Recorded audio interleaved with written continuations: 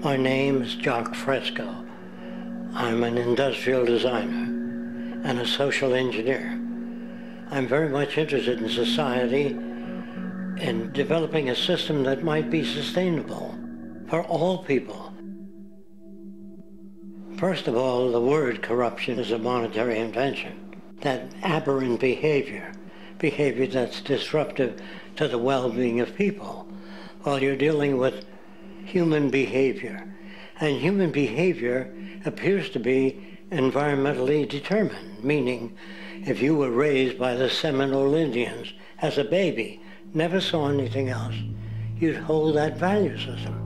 And this goes for nations, it goes for individuals, for families. They try to indoctrinate their children to their particular faith and their country and make them feel like they're part of that. And they build a society which they call established. They establish a workable point of view and tend to perpetuate that, whereas all societies are really emergent, not established. And so they fight new ideas that would interfere with the establishment. Governments try to perpetuate that which keeps them in power. People are not elected to political office to change things. They're put there to keep things the way they are. So you see, the basis of corruption is in our society. Let me make it clear. All nations, then, are basically corrupt because they tend to uphold existing institutions. I don't mean to uphold or downgrade all nations, but communism, socialism, fascism, the free enterprise system, and all other subcultures are the same. They are all basically corrupt. The most fundamental characteristic of our social institutions is the necessity for self-preservation. Whether dealing with a corporation, a religion, or a government, the foremost interest is to preserve the institution itself. For instance, the last thing an oil company would ever want is the utilization of energy that was outside of its control, for it makes that company less relevant to society. Likewise, the Cold War and the collapse of the Soviet Union was, in reality, a way to preserve and perpetuate the established economic and global hegemony of the United States. Similarly, religions condition people to feel guilty for natural inclinations, each claiming to offer the only path to forgiveness and salvation. At the heart of this institutional self-preservation lies the monetary system, for it is money that provides the means for power and survival. Therefore, just as a poor person might be forced to steal in order to survive, it is a natural inclination to do whatever is needed to continue an institution's profitability. This makes it inherently difficult for profit-based institutions to change, for it puts in jeopardy not only the survival of large groups of people, but also the coveted materialistic lifestyles associated with affluence and power. Therefore, the paralyzing necessity to preserve an institution, regardless of its social relevance, is largely rooted in the need for money or profit.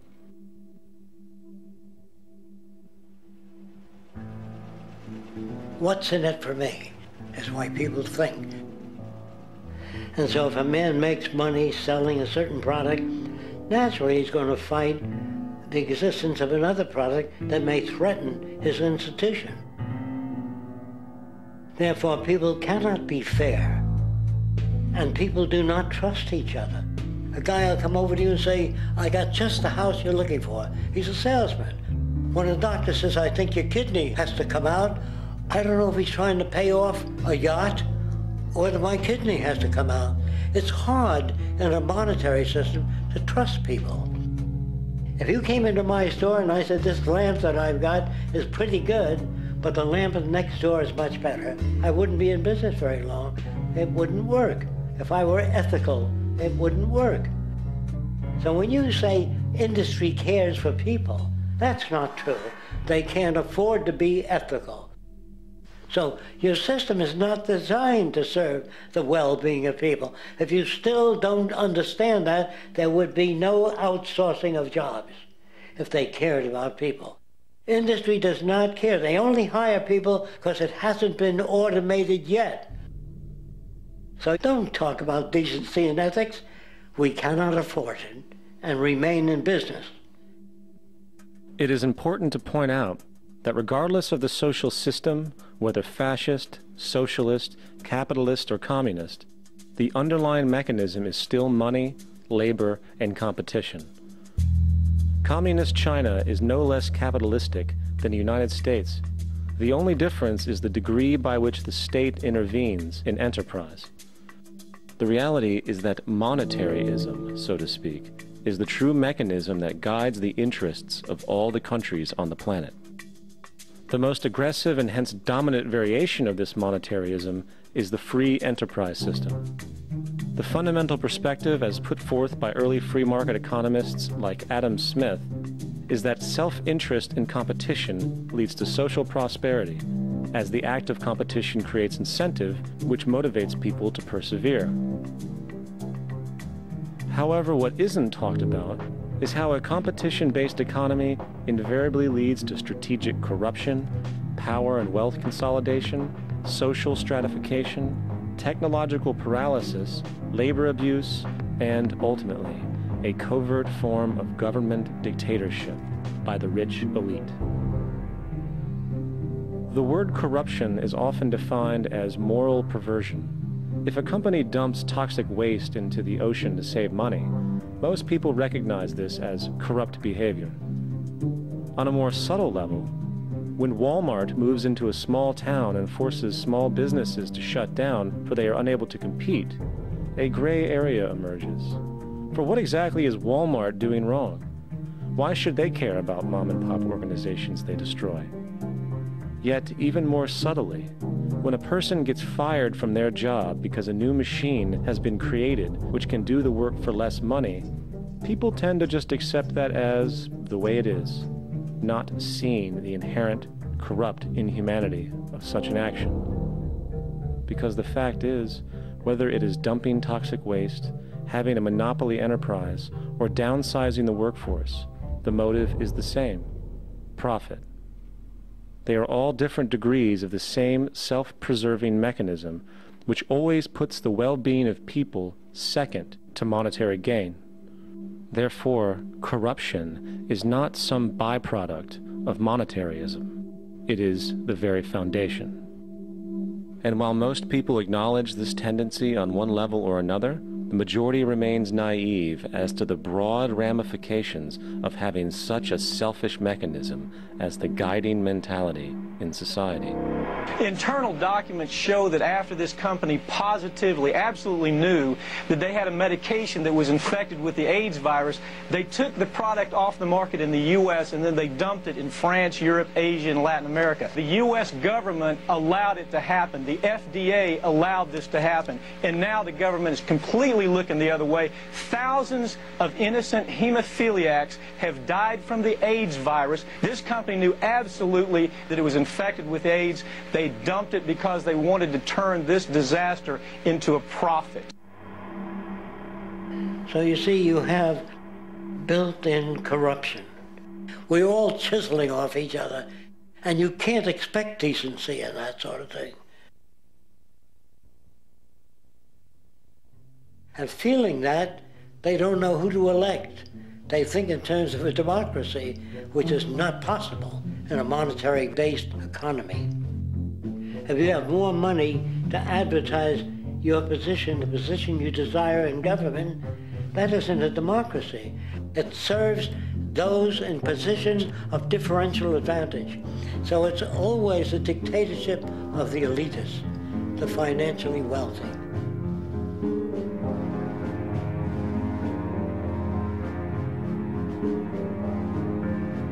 It is an interesting observation to note how seemingly unknown personalities magically appear on the scene as presidential candidates.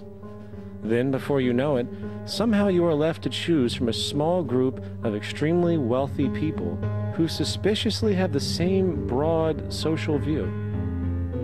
Obviously, it's a joke. The people placed on the ballot are done so because they have been pre-decided to be acceptable by the established financial powers who actually run the show. Yet, many who understand this illusion of democracy often think If only we could just get our honest, ethical politicians in power, then we would be okay. Well, while this idea, of course, seems reasonable in our established, oriented worldview, it is, unfortunately, another fallacy.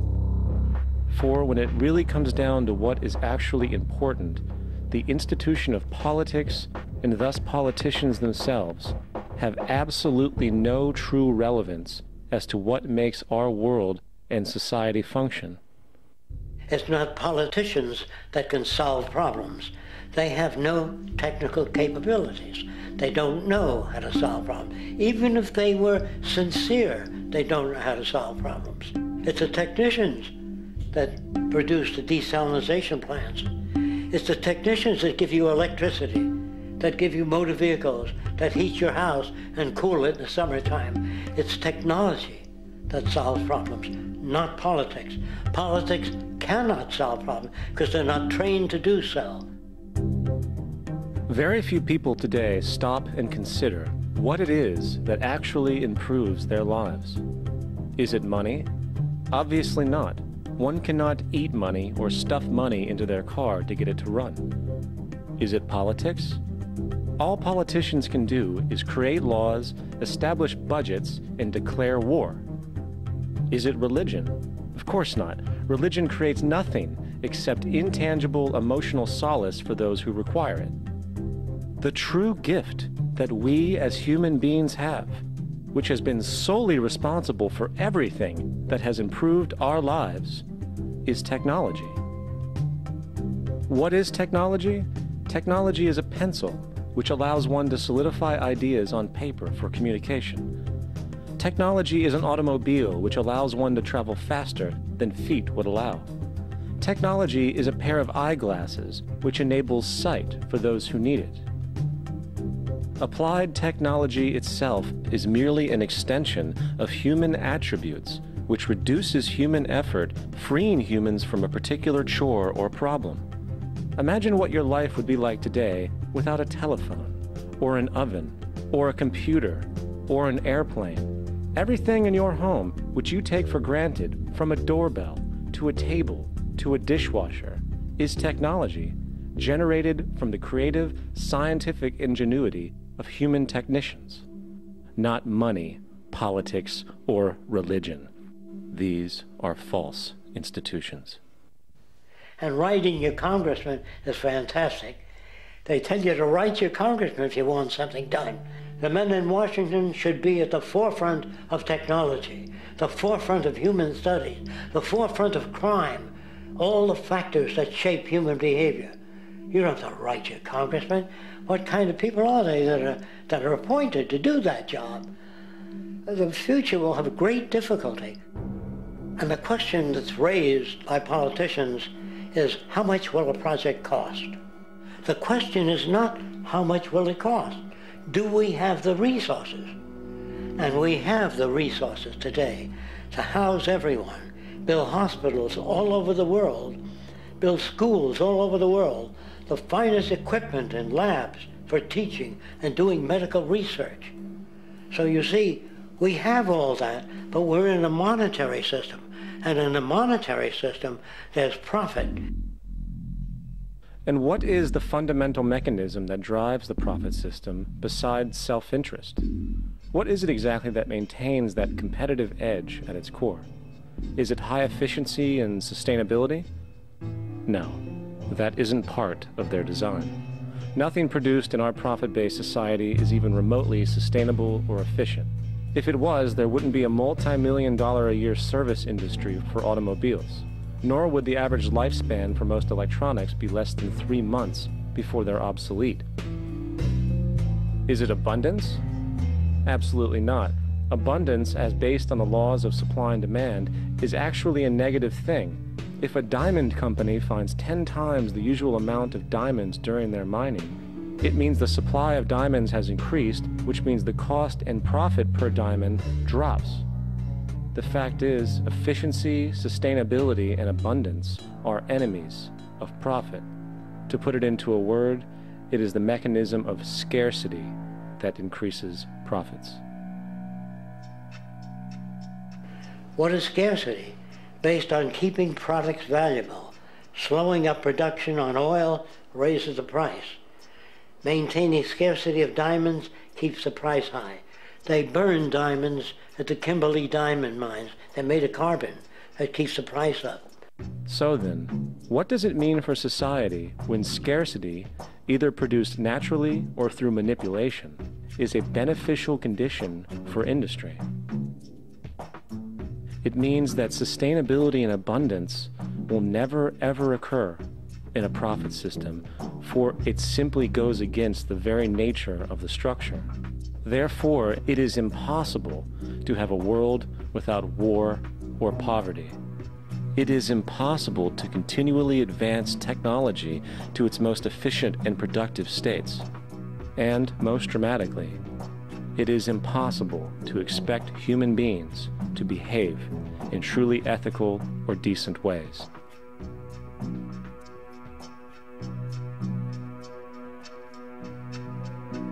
People use the word instinct because they can't account for the behavior. They sit back and they evaluate with their lack of knowledge, and they say things like, humans are built a certain way, greed is a natural thing, as though they've worked for years on it, and it's no more natural than wearing clothing.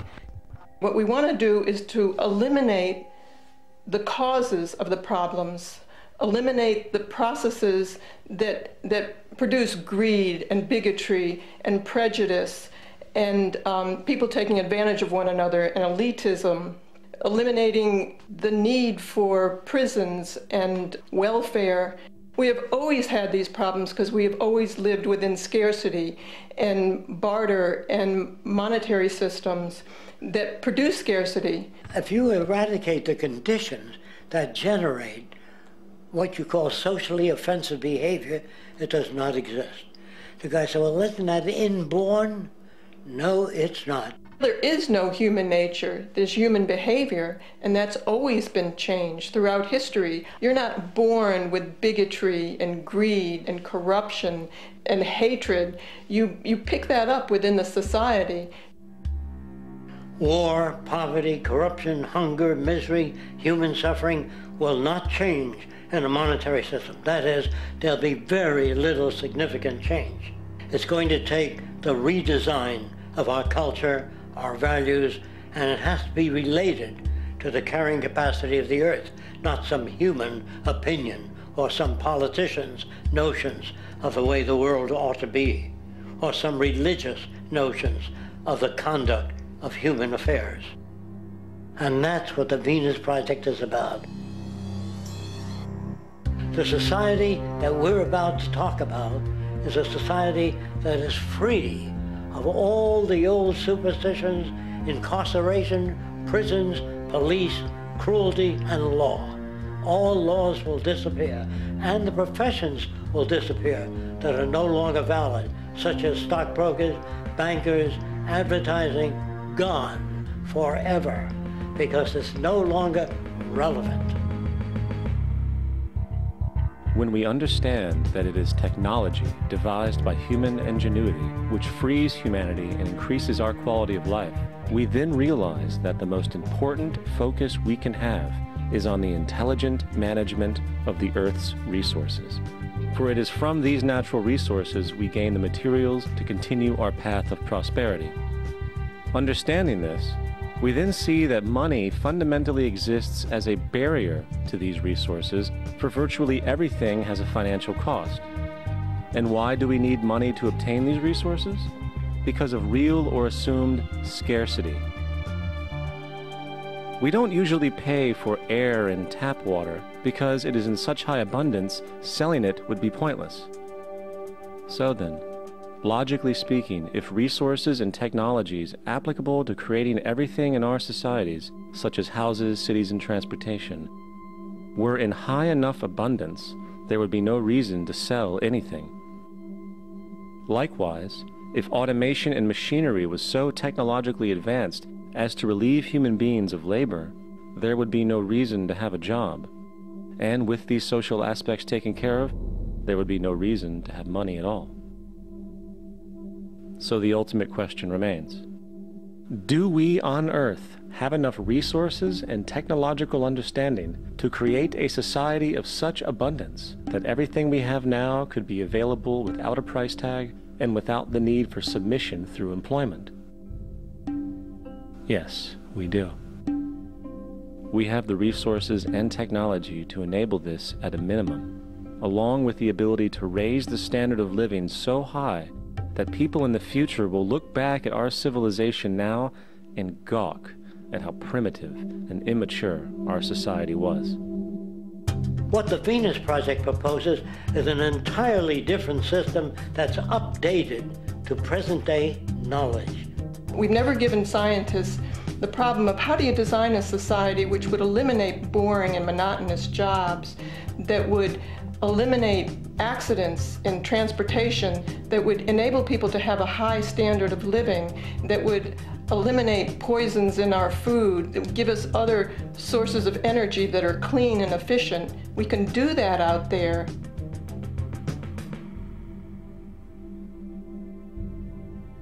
The major difference between a resource-based economy and a monetary system is that a resource-based economy is really concerned with people and their well-being, where a monetary system has become so distorted that the concerns of the people are really secondary, if they're there at all. The products that are turned out are for how much money you can get. If there is a problem in society and you can't earn money from solving that problem, then it won't be done. The resource-based economy is really not close to anything that's been tried. And with all our technology today, we can create abundance. It could be used to improve everyone's lifestyle. Abundance all over the world if we use our technology wisely and maintain the environment. It's a very different system, and it's very hard to talk about because the public is not that well enough informed as to the state of technology.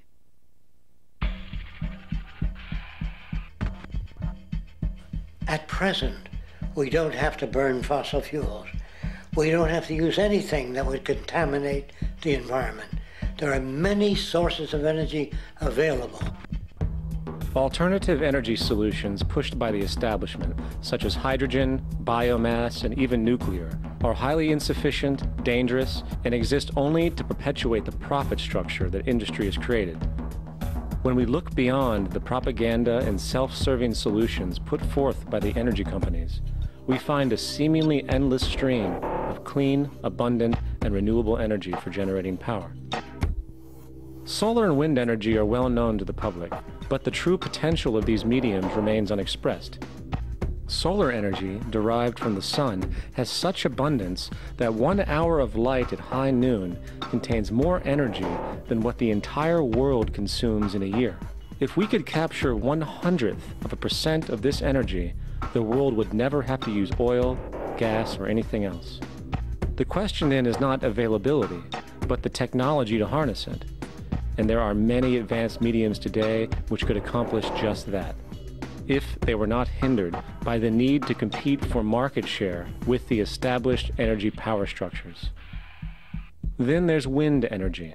Wind energy has long been denounced as weak, and due to being location-driven, impractical.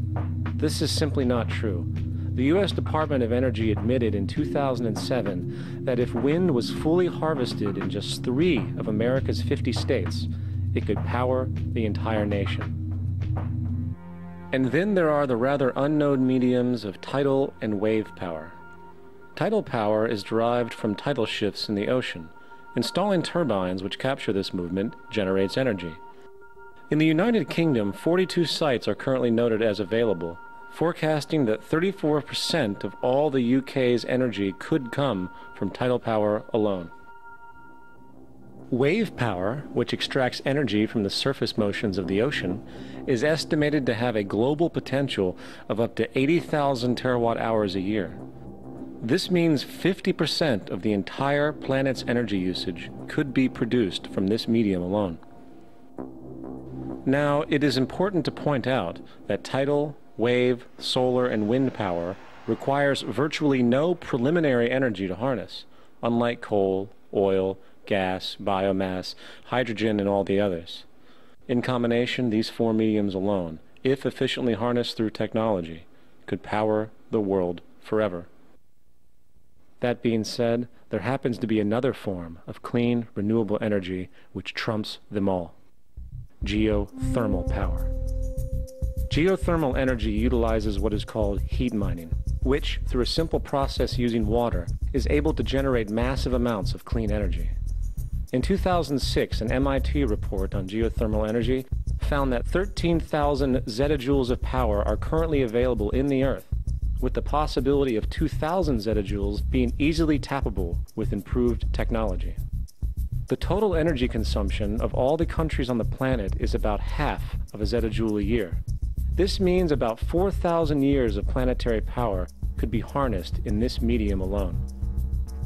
And when we understand that the Earth's heat generation is constantly renewed, this energy is really limitless and could be used forever. These energy sources are only a few of the clean, renewable mediums available, and as time goes on, we will find more.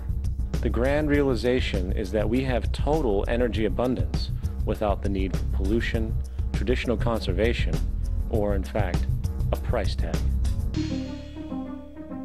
And what about transportation? The prevailing means of transportation in our societies is by automobile and aircraft, both of which predominantly need fossil fuels to run. In the case of the automobile, the battery technology needed to power an electric car that can go over 100 miles an hour for over 200 miles on one charge exists, and has existed for many years. However, due to battery patents controlled by the oil industry, which limits their availability to maintain market share, coupled with political pressure from the energy industry, the accessibility and affordability of this technology is limited. There is absolutely no reason other than pure, corrupt profit interest that every single vehicle in the world cannot be electric and utterly clean, with zero need for gasoline. As far as airplanes, it is time we realize that this means of travel is inefficient, cumbersome, slow, and causes far too much pollution. This is a maglev train. It uses magnets for propulsion. It is fully suspended by a magnetic field and requires less than 2% of the energy used for plane travel. The train has no wheels, so nothing can wear out. The current maximum speed of versions of this technology, as used in Japan, is 361 miles per hour. However, this version of the technology is very dated. An organization called ETV, which has connections with the Venus Project, has established a tube-based maglev that can travel up to 4,000 miles per hour in a motionless, frictionless tube, which can go over land or underwater. Imagine going from LA to New York for an extended lunch break, or from Washington, D.C. to Beijing, China in 2 hours. This is the future of continental and intercontinental travel: fast, clean, with only a fraction of the energy usage we use today for the same means. In fact, between maglev technology, advanced battery storage, and geothermal energy, there would be no reason to ever burn fossil fuels again. And we can do this now if we were not held back by the paralyzing profit structure. Now, America is inclined toward fascism. It has a propensity by its dominant philosophy and religion to uphold the fascist point of view. American industry is essentially a fascist institution. If you don't understand that, the minute you punch that time clock, you walk into a dictatorship. We're given notions about the respectability of work, and I really look at it as being paid slavery. They're brought up to believe that you shall earn your living by the sweat of your brow. That holds people back, freeing people from drudgery, repetitive jobs which make them ignorant. You rob them. In our society, that is a resource-based economy, machines free people. You see, we can't imagine that because we've never known that kind of world.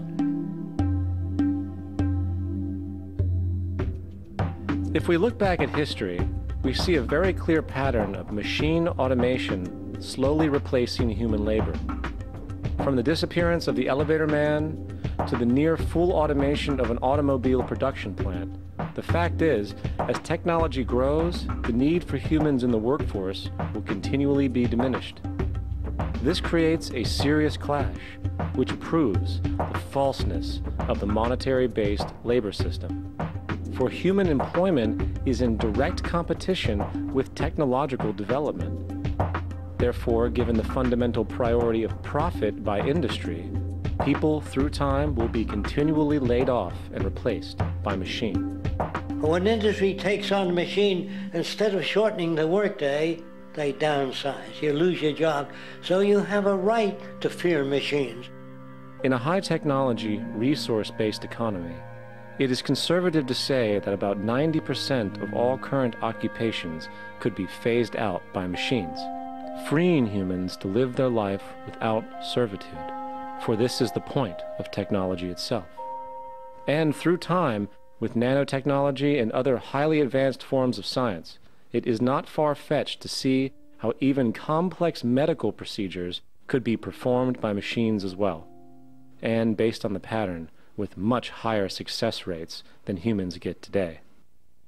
The path is clear, but our monetary-based structure, which requires labor for income, blocks this progress. For humans need jobs in order to survive. The bottom line is that this system must go, or we will never be free, and technology will be constantly paralyzed. We have machines that clean out sewers.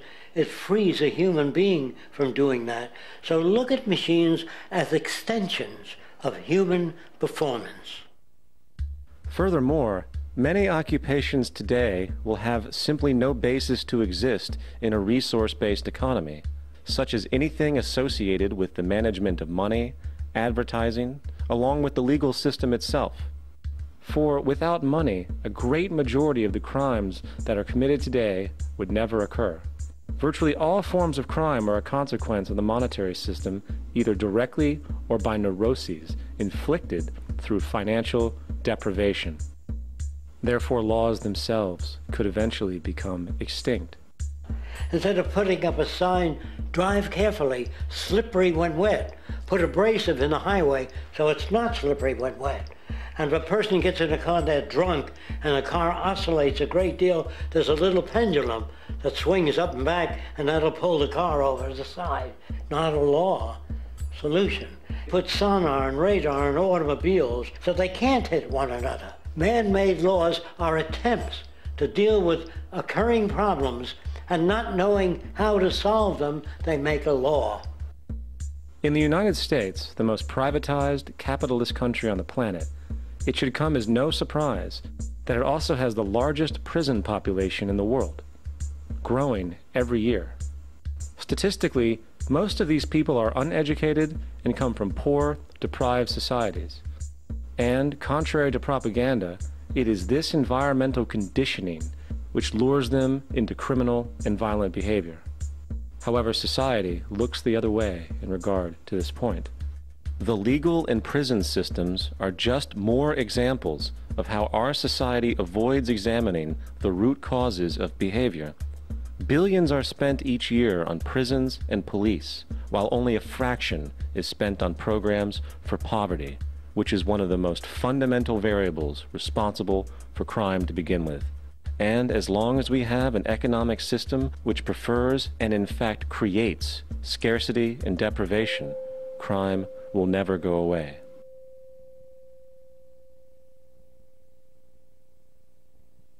If people have access to the necessities of life without servitude, debt, barter, trade, they behave very differently. You want all these things available without a price tag.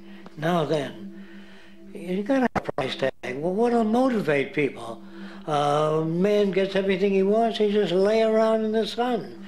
This is a myth they perpetuate. People in our culture are trained to believe that the monetary system produces incentive. If they have access to things, why should they want to do anything? They will lose their incentive. That's what you're taught to support the monetary system. When you take money out of the scenario, there would be different incentives, very different incentives. When people have access to the necessities of life, their incentives change. What about the moon and the stars? New incentives arise. If you make a painting that you will enjoy giving it to other people, not selling it.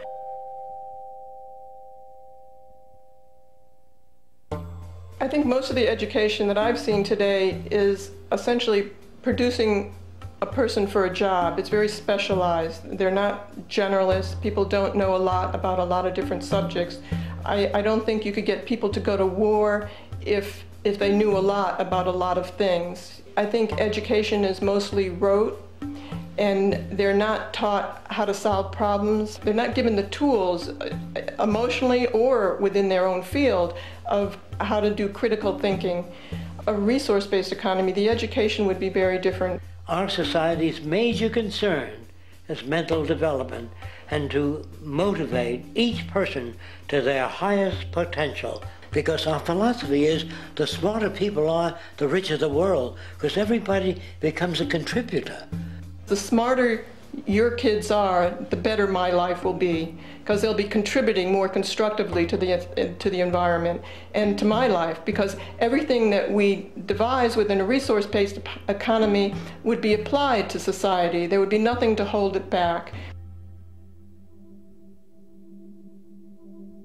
Patriotism, weapons, armies, navies, all that is a sign that we're not civilized yet. Kids will ask their parents, didn't you see the necessity of the machines? Dad, couldn't you see that war was inevitable when you produce scarcity? Isn't it obvious? Of course the kid will understand that you were pinheads, raised merely to serve the established institutions. We're such an abominable, sick society that we won't make the history book. They just say that large nations took land from smaller nations, used force and violence. You'll get history talked about as corrupt behavior all the way along until the beginning of the civilized world. That's when all the nations work together. World unification, working toward common good for all human beings, and without anyone being subservient to anyone else. Without social stratification, whether it be technical elitism or any other kind of elitism, eradicated from the face of the earth. The state does nothing because there is no state. Because there is no state. The system I advocate, a resource-based global economy, is not perfect. It's just a lot better than what we have. We can never achieve perfection.